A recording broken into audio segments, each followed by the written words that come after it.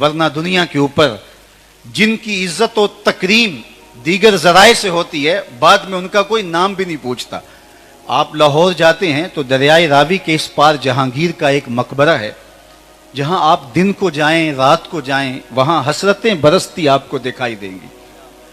وہاں آپ کو تاش کھیلنے والی ٹولیاں تو ملیں گی لیکن قرآن پڑھنے والے لوگ وہاں آپ نہیں پائیں گے. اس کے بالکل متصل ملکہ نور جہاں کا مقبرہ ہے، اور وہ بھی اندھیرے اور ظلمت میں پڑی ہوئی ہے. اور بادشاہ جب تخت نشین ہوتا تو یہ پردے کے پیچھے بیٹھتی. بادشاہ کا کوئی فیصلہ اسے پسند نہ ہوتا تو پیچھے سے کمر ٹھونکتی. بادشاہ فیصلہ تبدیل کر دیتا. جس کے اشارہ ابرو پہ ہندوستان کی تقدیر کے فیصلے لکھے تھے، آج اس کی قبر پہ بھی حسرتیں برس رہی ہیں. ان کی اپنی بیٹی زیب النساء کی قبر پہ اس کا اپنا شعر اس کے لوح مزار پہ لکھا ہے. یہ اپنے باپ سے چوری شاعری کرتی رہی ہے، دیوان مخفی کے نام سے وہ دیوان آج دستیاب بھی ہے. اس کا اپنا شعر اس کے لوح مزار پہ لکھا ہے: بر مزار ماں غریباں نہ چراغے نہ گلے، نہ پرے پروانہ سوزت نہ صدائے بلبلے. ہم غریبوں کی قبر پہ نہ کوئی چراغ جلانے آئے گا، نہ کوئی پھول ڈالنے آئے گا، نہ کسی بلبل نے جو ہے وہ گیت گانے ہیں، اور نہ کسی پروانے نے پر جلانے ہیں. آج غریب بنے ہوئے ہیں. بر مزار ماں غریباں، جو مطلق العنان حکمران تھے، بر صغیر پاک و ہند کی راجدھانی جن کے زیر نگیں تھی، آج وہ کہہ رہے ہیں بر مزار ماں غریباں نہ چراغے نہ گلے. یہ میں راوی کے اس پار کی کہانی سنائی ہے. راوی کا کنارہ پار کر جائیں، ایک لوح مزار ادھر بھی ہے. یہاں تو لکھا ہے بر مزار ماں غریباں نہ چراغے نہ گلے، اور وہاں لکھا ہے گنج بخش فیض عالم مظہر نور خدا نا کساں را پیر کامل کاملاں را رہنما. ارے میں گسارو سویرے سویرے خرابات کے گرد پھیرے بپھیرے، کبھی اس طرف بھی گزر کر تو دیکھو، بڑی رونقیں ہیں فقیروں کے ڈیرے. تو کہا کہ جو اللہ اور اس کے رسول کے ساتھ اپنے ربط باطن کو قائم کرتا ہے تو پھر میرا عہد ہے فَلَنُحْيِيَنَّهُ حَيَاتًا طَيِّبَةً، میں پھر مرنے نہیں دیتا، حیات طیبہ بخش دیتا ہوں، ابدی زندگی دے دیتا ہوں. انہیں ایسی عزت سے سرفراز کرتا ہوں جس کو زوال نہیں ہوتا. ان کو کامیابی عطا کر دیتا ہوں. موت اوروں کے لیے ہے، ان کے لیے وصل حبیب کا ایک ذریعہ بن جاتی ہے. اقبال علیہ رحمہ کی جب والدہ کا انتقال ہوا تو انہوں نے ایک نظم لکھی والدہ مرحومہ کی یاد میں. تو اس میں انہوں نے فلسفہ ارتقاء پیش کیا. ایک تو ڈارون کا فلسفہ ارتقاء ہے جو عجیب و غریب ہے، جس نے انسان کو ایک مہذب شکل بندروں اور جانوروں کی قرار دیا. لیکن اقبال کا جو فلسفہ ارتقاء ہے وہ اس سے مختلف ہے، جو والدہ مرحومہ کی یاد کے اندر اقبال نے ذکر کیا. دیار غیر میں تھے، جب انہیں یہ خبر پہنچی کہ ماں کا انتقال ہو گیا تو وہ تڑپے اور پھوٹ پھوٹ کے روئے. آہ وطن میں ہوگا اب کس کو میرا انتظار، کون میرا خط نہ آنے سے رہے گا بے قرار. آرزو لے کر تیری خاک تربت پہ آؤں گا، اب دعائے نیم شب میں کس کو میں یاد آؤں گا. کون پچھلے پہر اٹھ کے دعائیں کرے گا، کون التجائے کرے گا، میرے حصے کی رحمت اللہ سے طلب کرے گا. تو پھوٹ پھوٹ کے روئے. اور پھر انہوں نے اپنی ماں کے لیے ایک قصیدہ لکھا.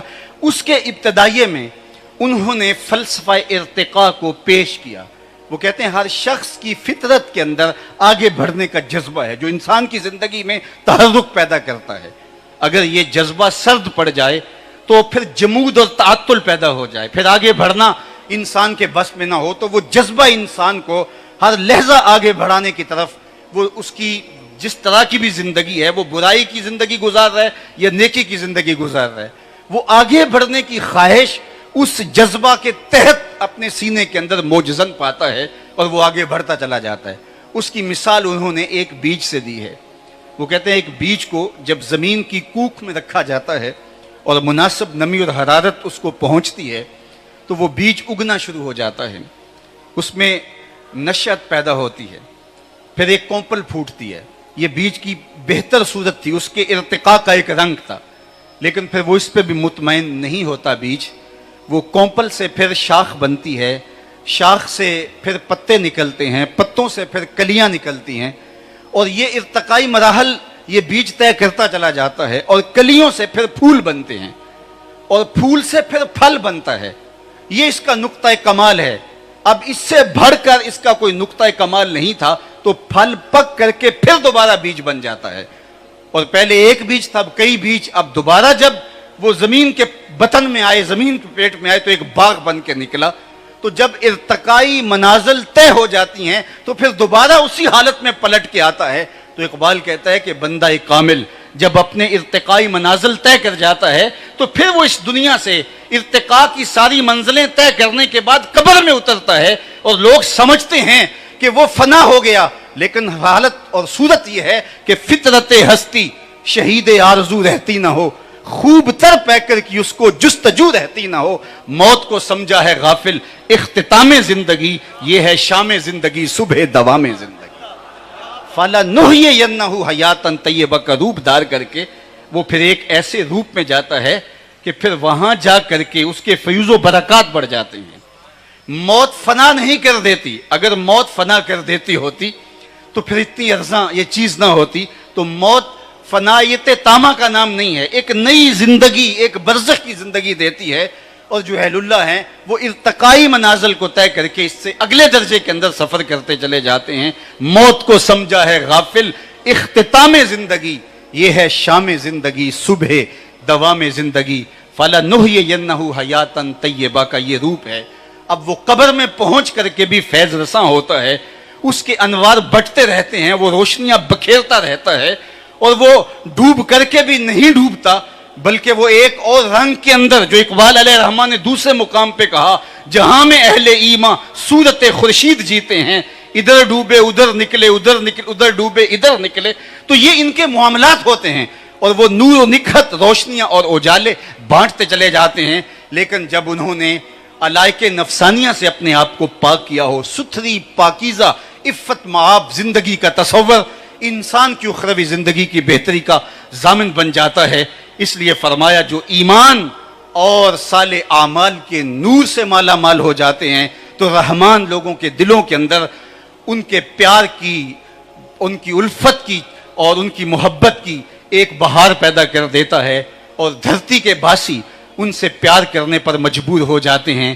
اور آج آپ اتنے لوگ کشاں کشاں چل کے بستی بستی سے شہر شہر سے یہاں پہنچے ہیں، تو یہ وہ محبت آپ کو کھینچ لائی ہے۔ محبت کا جو تخم جو دل میں بویا جاتا ہے، پھر ریاض نخل طور بنتا ہے، وہ پھر کبھی بھی مرجھاتا نہیں ہے، وہ ہمیشہ ثمر بار رہتا ہے، اور اس کے پھل ہمیشہ بنی نوع انسانیت کو ملتے رہتے ہیں۔ اچھا، میں اگر بات کو طویل کر دوں تو وقت کے دامن میں اتنی گنجائش نہیں ہے۔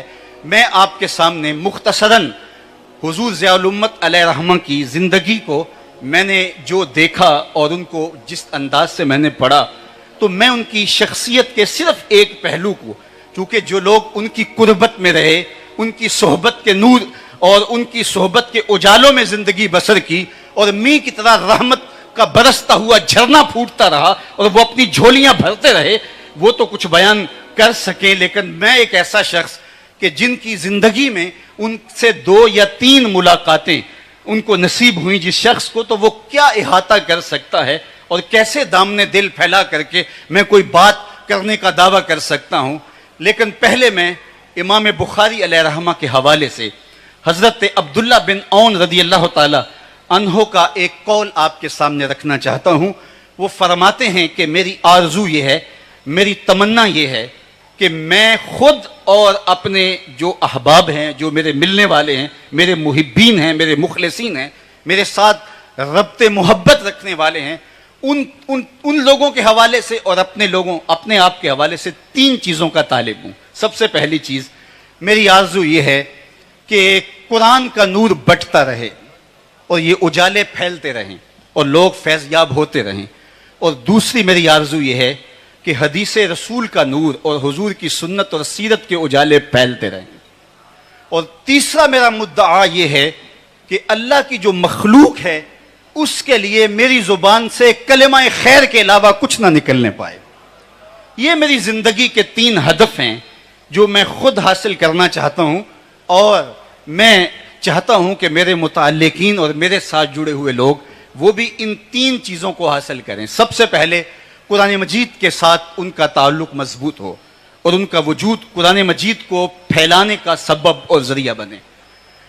میں آپ کو یہ بات بتاؤں، آج میرے وطن پاکستان میں اللہ میرے پاکستان کو استحکام نصیب فرمائے، اور اس کے شہروں میں، دیہاتوں میں، گوٹھوں میں، دریاؤں اور صحراؤں میں امن کا نور پھیلا دے، اور اس وطن کو معیشت کا نور بھی دے اور معاشرت کا جمال بھی عطا فرمائے، عسکری قوتوں سے بھی اللہ اس کو مالا مال کرے، اور سیاسی استحکام بھی اس ملک میں نصیب ہو۔